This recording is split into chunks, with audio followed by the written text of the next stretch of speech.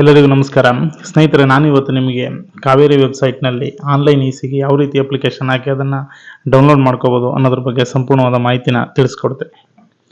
ಮೊದಲಿಗೆ Google Chrome ವೆಬ್ಸೈಟ್ನಲ್ಲಿ Kaveri online ಅಂತ ಟೈಪ್ ಮಾಡಿ, ನಂತರ ಕಾವೇರಿ ಆನ್ಲೈನ್ ಸರ್ವೀಸಸ್ ಅನ್ನೋ ಆಪ್ಷನ್ ಮೇಲೆ ಕ್ಲಿಕ್ ಮಾಡ್ಕೊಳ್ಳಿ.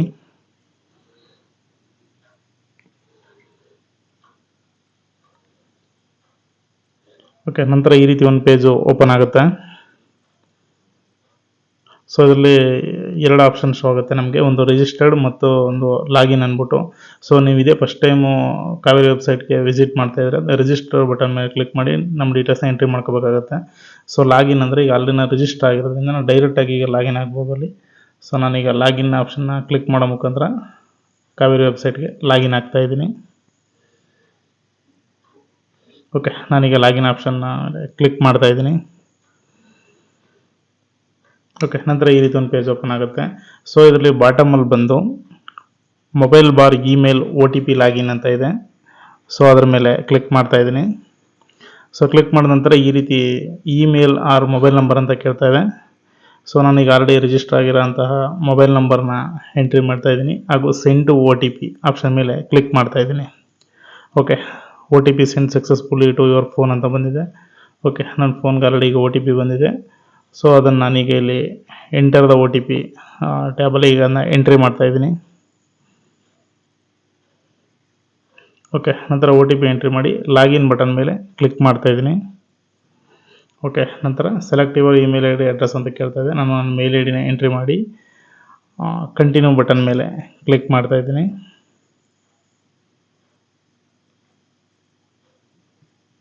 ಓಕೆ, ಇಮೇಲ್ ID ವೆರಿಫೈ ಮಾಡಿ ಅಂತ ಕೇಳ್ತಾ ಇದೆ.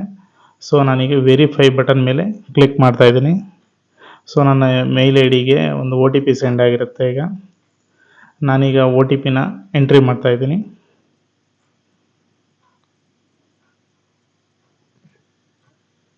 ನಂತರ ವೆರಿಫೈ ಬಟನ್ ಮೇಲೆ ಕ್ಲಿಕ್ ಮಾಡ್ತಾ ಇದ್ದೀನಿ.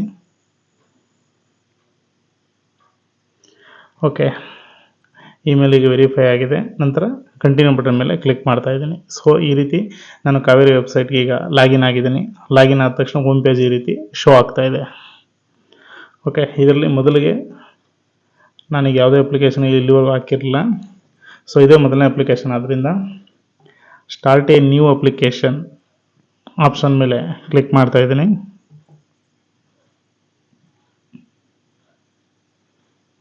Start a new application option ಮೇಲೆ ನಾನೀಗ ಕ್ಲಿಕ್ ಮಾಡ್ತಾ ಇದ್ದೀನಿ.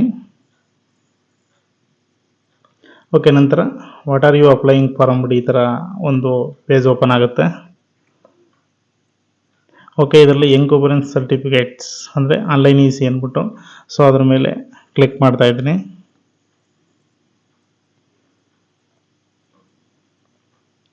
ಓಕೆ,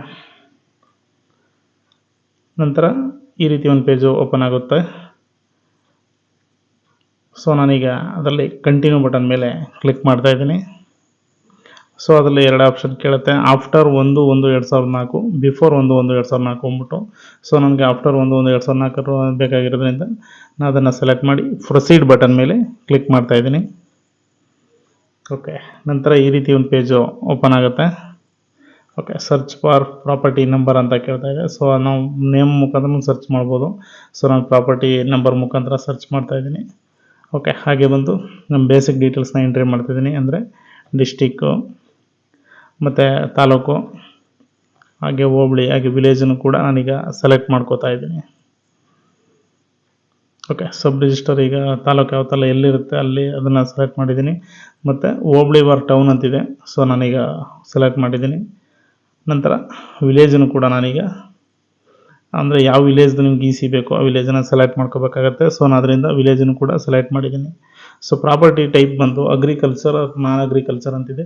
ಸೊ ನಾನೀಗ ಮನೆಯದು ಇಸಿ ಬೇಕಾಗಿರೋದ್ರಿಂದ ನಾನ್ ಅಗ್ರಿಕಲ್ಚರ್ ಅಂತ ಸೆಲೆಕ್ಟ್ ಮಾಡ್ಕೋತಾ ಇದ್ದೀನಿ. ಒಂದು ವೇಳೆ ನೀವು ಅಗ್ರಿಕಲ್ಚರ್ ಸಂಬಂಧಪಟ್ಟದಾಗಿದ್ರೆ ನೀವು ಅಗ್ರಿಕಲ್ಚರ್ ಅಂತ ಸೆಲೆಕ್ಟ್ ಮಾಡ್ಕೋಬೋದು. ಹಾಗೆ ಪ್ರಾಪರ್ಟಿ ನಂಬರ್ ಟೈಪ್ ಅಂತಿದೆ. ಓಕೆ, ನನಗೆ ಸೆಲೆಕ್ಟ್ ಪ್ರಾಪರ್ಟಿ ಟೈಪ್ ಆಪ್ಷನ್ಲಿ ಅಲ್ಲಿ ತುಂಬ ಆಪ್ಷನ್ ಬರುತ್ತೆ. ನೀವು ಅಲ್ಲಿರೋ ಯಾವ್ದಾದ್ರು ಒಂದು ಆಪ್ಷನ್ ಬೇಕಾದ್ರೆ ಸೆಲೆಕ್ಟ್ ಮಾಡ್ಕೊಂಡು ನಿಮ್ಮ ಹತ್ರ ಇರೋ ಡೀಟೇಲ್ಸ್ನ ಅದಕ್ಕೆ ಎಂಟ್ರಿ ಮಾಡ್ಬೋದು. ಸೊ ನಾನೀಗ ಅಲ್ಲಿ ಸೀರಿಯಲ್ ನಂಬರ್ ಇದೆ, ಖಾತಾ ನಂಬರ್ ಇದೆ, ಜೆಂಜರ್ ನಂಬರ್ ಇದೆ. ಸೊ ನಾನೀಗ RDPR PID ಅಂತಿದೆ, ಅದನ್ನು ಸೆಲೆಕ್ಟ್ ಮಾಡ್ಕೊಂಡಿದ್ದೀನಿ. ಸೊ ನಮ್ದು ಏನಿದೆ ಗ್ರಾಮ ಪಂಚಾಯತಿಲಿ ಈಗ PID ನಂಬರ್ ಇದೆ, ಅದನ್ನು ನಾನೀಗ ಇಲ್ಲಿ ಎಂಟ್ರಿ ಮಾಡ್ತಾಯಿದ್ದೀನಿ. ಸೊ ಆ್ಯಡ್ ಮೋರ್ ಅಂದ್ಬಿಟ್ಟು, ಸೊ ಅದೊಂದು ಎಲ್ಲ ಇನ್ನೂ ಯಾವ್ದಾದ್ರು ನಿಮ್ಮ ಹತ್ರ ಡಾಕ್ಯುಮೆಂಟ್ಸ್ ಇದೆ ಅದ್ರ ಮುಖಾಂತರನೂ ಕೂಡ ಸರ್ಚ್ ಮಾಡ್ಬೋದು. ಒಂದೇ ಸಾಕು, ಬಟ್ ಅದರ ಎಕ್ಸ್ಟ್ರಾ ಹತ್ರ ಅಸೆಸ್ಮೆಂಟ್ ನಂಬರು ಕೂಡ ಇರೋದ್ರಿಂದ ಸೊ ನಾನು ಅದನ್ನು ಇರಲಿ ಅಂದ್ಬಿಟ್ಟು ಅದನ್ನು ಸೇರಿಸಿ ಸರ್ಚ್ ಮಾಡ್ತಾಯಿದ್ದೀನಿ. ಯಾವ್ದಾದ್ರು ಒಂದನ್ನು ನೀವು ಸೆಲೆಕ್ಟ್ ಮಾಡ್ಕೊಂಡ್ರು ಕೂಡ ನಿಮ್ಗೆ ಈಸಿಗೆ ಅಪ್ಲೈ ಮಾಡ್ಕೋಬೋದು, ಏನು ಸಮಸ್ಯೆ ಇಲ್ಲ. ಓಕೆ, ನಾನು ಅಸೆಸ್ಮೆಂಟ್ ನಂಬರ್ ಅಂದ್ರೂ ಕೂಡ ಅದನ್ನು ಸೆಲೆಕ್ಟ್ ಮಾಡ್ಕೊಂಡಿದ್ದೀನಿ. ಸೊ ನಾನು ಅದರ ಅಸೆಸ್ಮೆಂಟ್ ನಂಬರ್ ಇರೋದ್ರಿಂದ ಅದನ್ನು ಕೂಡ ಎಂಟ್ರಿ ಮಾಡ್ತಾಯಿದ್ದೀನಿ. ಓಕೆ,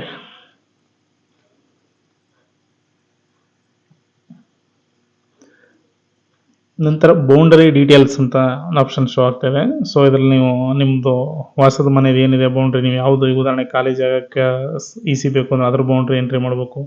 ಸೊ ಮನೆದಾದರೆ ಮನೆ ಸುತ್ತ ಬೌಂಡ್ರಿನ ಎಂಟ್ರಿ ಮಾಡಬೇಕಾಗುತ್ತೆ. ಸೊ ನಾನೀಗ ಅದೇನು ನಾವು ಚೆಕ್ ಬಂದಿ ಅಂತ ಏನು ಕರಿತೀವಿ ಅದನ್ನು ನಾನೀಗ ಎಂಟ್ರಿ ಮಾಡಿದ್ದೀನಿ. ಸೊ ಅಲ್ಲಿ ಡಿಸ್ಕ್ರಿಪ್ಷನ್ನು ಬೇಕಾದ್ರೆ ಎಂಟ್ರಿ ಮಾಡ್ಬೋದು. ಸೊ ನಾನು ಅದನ್ನೇನು ಎಂಟ್ರಿ ಮಾಡ್ತಾಯಿಲ್ಲ, ಬ್ಲಾಂಕ್ ಬಿಟ್ಟಿದ್ದೀನಿ. ಓಕೆ, ನಂತರ ಯೂನಿಟ್ ಆಫ್ ಮೆಜರ್ಮೆಂಟ್ ಅಂದರೆ ನಿಮ್ಮ ಮನೆಯ ಸುತ್ತಳತೆ ಎಷ್ಟಿದೆ ಅದನ್ನು ಕೂಡ ನೀವಿಲ್ಲಿ ಎಂಟ್ರಿ ಮಾಡಬೇಕಾಗುತ್ತೆ. ಓಕೆ, ನಾನು ಅದು ಸ್ಕ್ವೇರ್ ಮೀಟ್ರಲ್ಲಿ ನಾನೀಗ ಅದನ್ನು ಎಂಟ್ರಿ ಮಾಡ್ತೀನಿ.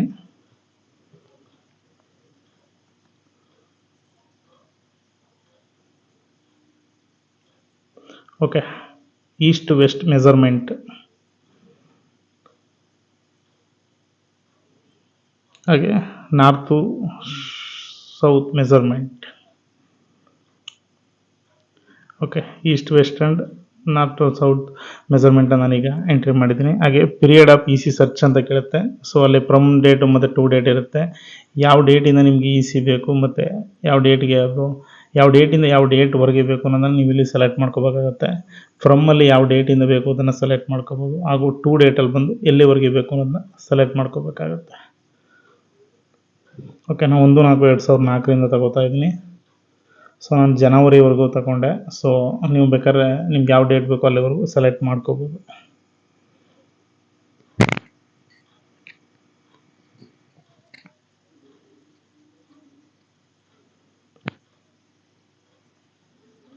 ಓಕೆ, ನಂತರ ಕ್ಯಾಪ್ಚಾ ಕೋಡ್ನ ಎಂಟ್ರಿ ಮಾಡ್ತಾ ಇದ್ದೀನಿ.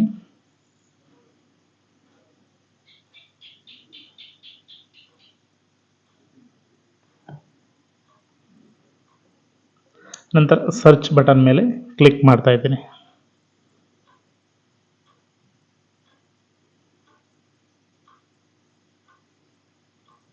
ಓಕೆ, ನಂತರ ಈ ರೀತಿ ಒಂದು ಪೇಜ್ ಓಪನ್ ಆಗುತ್ತೆ. ಸೊ ಇದರಲ್ಲಿ ನಿಮ್ಮದು ಎಲ್ಲ ಡೀಟೇಲ್ಸ್ ಒಂದ್ಸಲ ನೀವು ನೋಡ್ಕೋಬೋದು. ಓಕೆ, ಇದು ಒಂಥರ ಡ್ರಾಫ್ಟ್ ಆಗಿರುತ್ತೆ, EC ಡ್ರಾಫ್ಟು. ಸೊ ಎಲ್ಲ ಡೀಟೇಲ್ ಒಂದ್ಸಲ ನೋಡ್ಕೊಂಡ ನಂತರ ಅಲ್ಲಿ ಟಿಪ್ಪಣಿಗಳು ಸೂಚನೆಗಳೆಲ್ಲ ಇರುತ್ತೆ. ಸೊ ಏನು ಬರುತ್ತೆ ಅಂದೆಲ್ಲ ಆಟೋಮೆಟಿಕ್ಕಾಗಿ ಇಲ್ಲೇ ನೋಡ್ಕೋಬೋದು. ನಂತರ ಇಲ್ಲಿ ರೇಡಿಯೋ ಬಟನ್ ಇದೆ. ಕ್ವಶನ್ ಮುಂದೆ the above result displayed are related to the input provided by me, I would like to proceed with applying for a digital sign ಅಂತ ಕೊಡ್ತಿದೆ. ಸೊ ಎರಡಕ್ಕೂ ಟಿಕ್ ಮಾಡಿದ್ದೀನಿ. ಸೊ ನಂತರ ಅದು ಪೇಮೆಂಟ್ ಆಪ್ಷನ್ಗೆ ಈ ರೀತಿ ಸಮ್ಮರಿ ರಿಪೋರ್ಟ್ ಬರುತ್ತೆ. ನಂತರ ಇಲ್ಲಿ ನಾವು ಪೇಮೆಂಟ್ಗೆ ಮೂವ್ ಆಗಬೇಕಾಗುತ್ತೆ. ಸೊ ಪೇಮೆಂಟ್ ಎಷ್ಟು ಅಂತ ಕೂಡ ಇಲ್ಲಿ ತೋರಿಸ್ತಾ ಇದೆ, ಯಾವುದಕ್ಕೆ ಎಷ್ಟು ಅಂತ ಅಂದ್ಬಿಟ್ಟು. ಓಕೆ, ನಂತರ ನಾನೀಗ ಮೇಕ್ ಪೇಮೆಂಟ್ ಆಪ್ಷನ್ ಮೇಲೆ ಕ್ಲಿಕ್ ಮಾಡಿ ಪೇಮೆಂಟ್ನ ಮಾಡ್ತಾಯಿದ್ದೀನಿ. ಓಕೆ, ಕಂಟಿನ್ಯೂ ಬಟನ್ ಮೇಲೆ ಕ್ಲಿಕ್ ಮಾಡಿ ಪೇಮೆಂಟ್ ಮಾಡ್ತಾಯಿದ್ದೀನಿ. ಓಕೆ, ಪೇಮೆಂಟ್ ಸಕ್ಸಸ್ಫುಲಿ ಆಗಿದೆ. ಈಗ ನಂತರ ನಾವೀಗ ಹೋಮ್ ಪೇಜ್ಗೆ ರಿಟರ್ನ್ ಬಂದು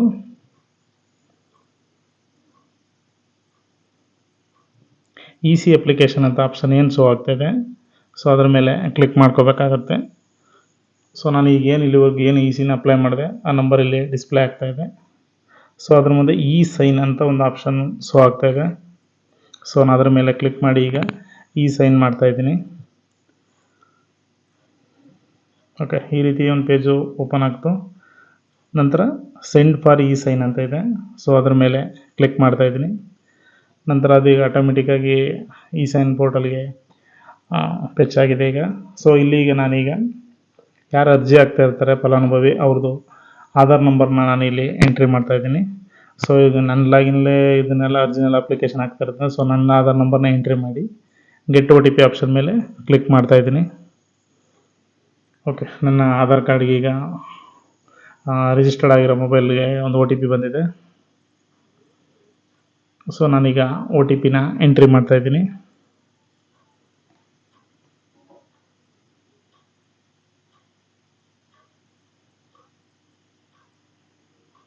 ಓಕೆ, ನಂತರ ಸಬ್ಮಿಟ್ ಬಟನ್ ಮೇಲೆ ಕ್ಲಿಕ್ ಮಾಡ್ತಾ ಇದ್ದೀನಿ. ಓಕೆ, ಈ ಸೈನ್ ಆಗ್ತಾ ಇದೆ ಇವಾಗ.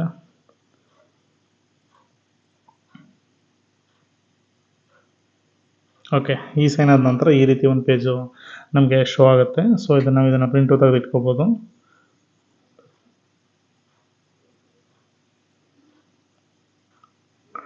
ಓಕೆ, ನಂತರ ಸಬ್ಮಿಟ್ ಬಟನ್ ಮೇಲೆ ಕ್ಲಿಕ್ ಮಾಡ್ತಾ ಇದ್ದೀನಿ.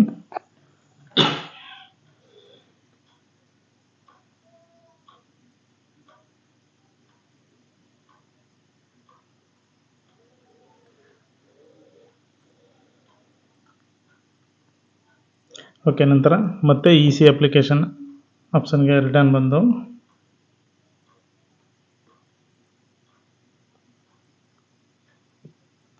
ಸೊ ಅಪ್ಲಿಕೇಶನ್ ಸ್ಟೇಟಸ್ ಬಂದು allocated to F D A bar S D A from ಅಂತಿದೆ.